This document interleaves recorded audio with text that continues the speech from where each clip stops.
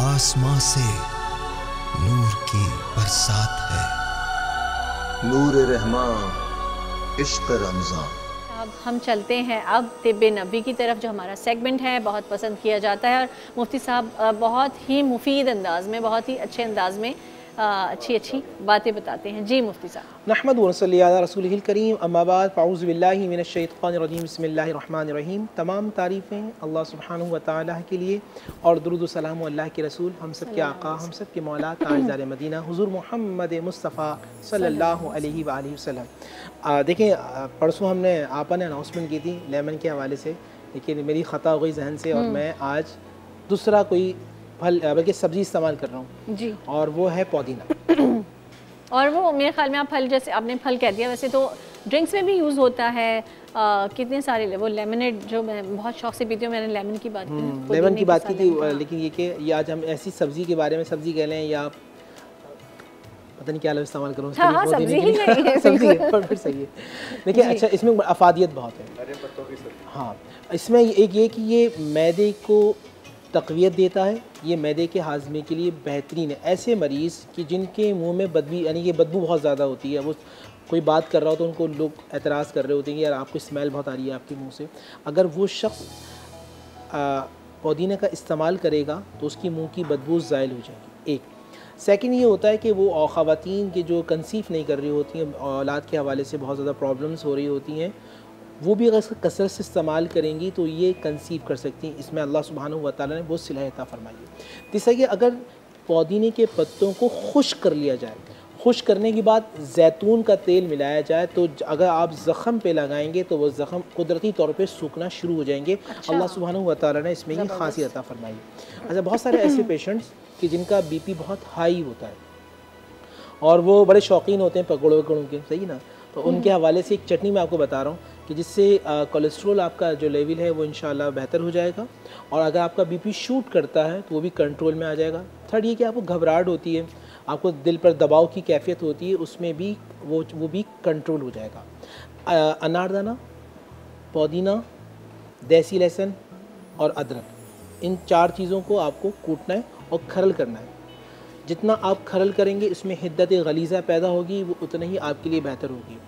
और इसमें ना नमक डालना है ना मिर्च डालना है, क्योंकि आप इसको दवा के तौर पे इस्तेमाल कर रहे हैं। चंद एक हफ़्ता यूज़ करेंगे इंशाअल्लाह, और रमज़ान के बाद अगर आप इसको दोपहर में इस्तेमाल करेंगे रोटी के साथ, और ख़ास जौ की रोटी, तो जो मैदे का अल्सर होता है आपका वो ख़त्म हो जाएगा। अच्छा, तो ये एज ए हर्ब भी यूज़ कर रहे हैं? जी, बिल्कुल, ये दवा के तौर पर हो रही है। इसका कसरत से इस्तेमाल पुदीने का ये बड़ा बेहतरीन चीज़ है कि ये खून को साफ़ करना शुरू कर देता है। और थर्ड ये होता है कि आपके दांतों में भी जो तकलीफ़ हो रही होती है, पायरिया, इसको भी ख़त्म कर देता है।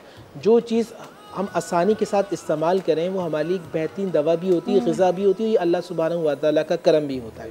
तो आप पुदीने को इस्तेमाल करेंगे और कसरत से इस्तेमाल करेंगे, और याद रखिए जो देसी पुदीना होता है जिनमें खुशबू बहुत ज़्यादा होती है आजकल भी, हाँ, छोटे पत्तों वाला, और सबसे अच्छा ये कि आप घर के अंदर उगाइए, जो आप घर के अंदर उगाएंगे वो सबसे बेहतरीन होता है। और अल्लाह ताला आपको सिला अता फरमाए, अल्लाह आप पर करम करे। तो जो लोग मदीने से आ रहे होते हैं ना, उनसे कहें कि भाई आप उसको फ्रिज करके वो वहाँ से लेके आ जाए। आपको पता है मुफ्ती साहब, वो बाहर मस्जिद क़िबलतैन की बाहर और अहद के पास वहाँ पर सूखा हुआ पुदीना मिलता है, वहाँ का मैं लेके आती थी हमेशा जब जाती थी। आप उसको लगाएं हम जब ग्रीन टी, नहीं, और मैं भी बताती हूँ कुछ फ़ायदे तो मुझे भी पता है, ऐसी बातें हैं मुफ्ती साहब, थोड़ी सी हिकमत की बातें हम भी बताते हैं कि वो आप जब ग्रीन टी बनाते हैं, उस ग्रीन टी को जब पानी बॉयल हो रहा होता है तो उसमें यूज़ करें। वो जो हाजमे की आपने बात की उस हवाले से, प्लस रायतों में, रायते बनाते हैं हम, जो बिरयानी वगैरह पुलाव खाते हैं उसके साथ, उसमें रायतों में यूज़ किया जाता है पुदीना।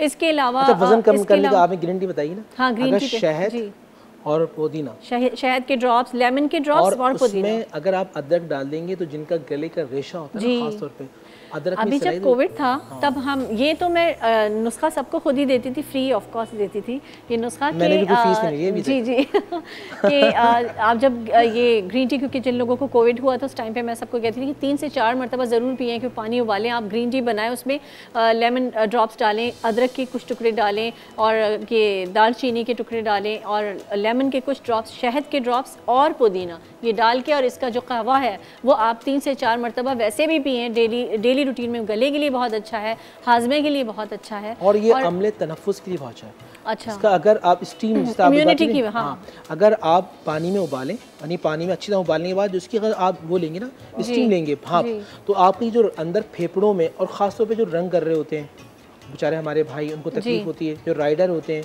डस्ट एलर्जी हो जाती है, या छोटे बच्चे जिनका गले में तकलीफ रहती है, अगर वो इसकी भाप लेंगे तो इन फेफड़ों की सफाई हो गई कुदरती तौर पे। बिल्कुल। और जैसे हम नॉर्मली होता है कि हम बाहर जाते हैं तो ज़्यादा अच्छा ये है कि आप अवॉइड करें कि आप सॉफ्ट ड्रिंक्स पिएँ, वो सब ना लें, आप मिंट लेमनेड ले लें। मैं ज़्यादातर वही लेती हूँ, ये मेरा फेवरेट भी है, और लेमन आप याद रखिएगा कल।